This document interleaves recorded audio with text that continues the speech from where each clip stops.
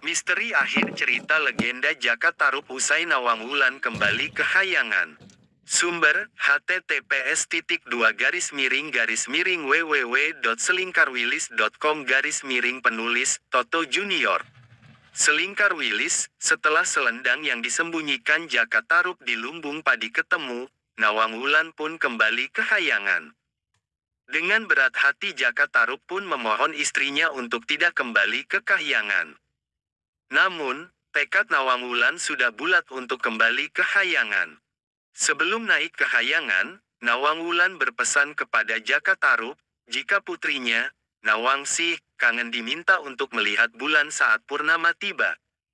Sebelum naik ke Kahyangan, Nawang Wulan berpesan kepada Jaka Tarub, jika putrinya, Nawangsih, kangen diminta untuk melihat bulan saat purnama tiba.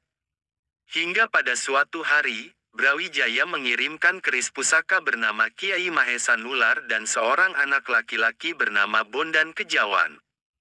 Utusan Brawijaya menyampaikan untuk merawat keris tersebut dan mengangkat Bondan Kejawan sebagai anak angkatnya. Ki Ageng Tarub mengetahui jika Bondan Kejawan sebenarnya putra kandung Brawijaya. Karena itu dengan senang hati ia mengajaknya untuk tinggal bersama. Sejak saat itu Bondan Kejawan menjadi anak angkat Ki Ageng Tarub, dan diganti namanya menjadi Lembu Petang.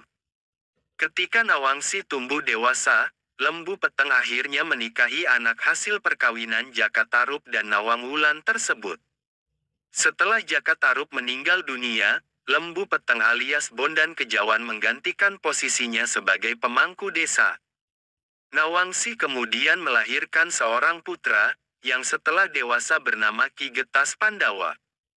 Ki Ageng Getas Pandawa kemudian menikah dan memiliki putra bergelar Ki Ageng Sela, yang merupakan kakek buyut Panembahan Senopati, pendiri Kesultanan Mataram.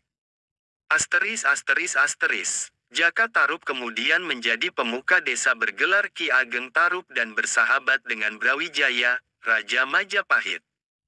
Pada suatu hari Brawijaya mengirimkan keris pusaka Kiai Mahesa Nular supaya dirawat oleh Ki Ageng Tarub. Utusan Brawijaya yang menyampaikan keris tersebut bernama Ki Buyut Masahar dan Bondan Kejawan, anak angkatnya. Ki Ageng Tarub mengetahui kalau Bondan Kejawan sebenarnya putra kandung Brawijaya. Maka, pemuda itu pun diminta agar tinggal bersama di desa Tarub. Sejak saat itu Bondan Kejawan menjadi anak angkat Ki Ageng Tarub, dan diganti namanya menjadi Lembu Petang. Ketika Nawangsih tumbuh dewasa, keduanya pun dinikahkan. Setelah Jaka Tarub meninggal dunia, Lembu Petang alias Bondan Kejawan menggantikannya sebagai Ki Ageng Tarub yang baru. Nawangsih sendiri melahirkan seorang putra, yang setelah dewasa bernama Ki Getas Pandawa.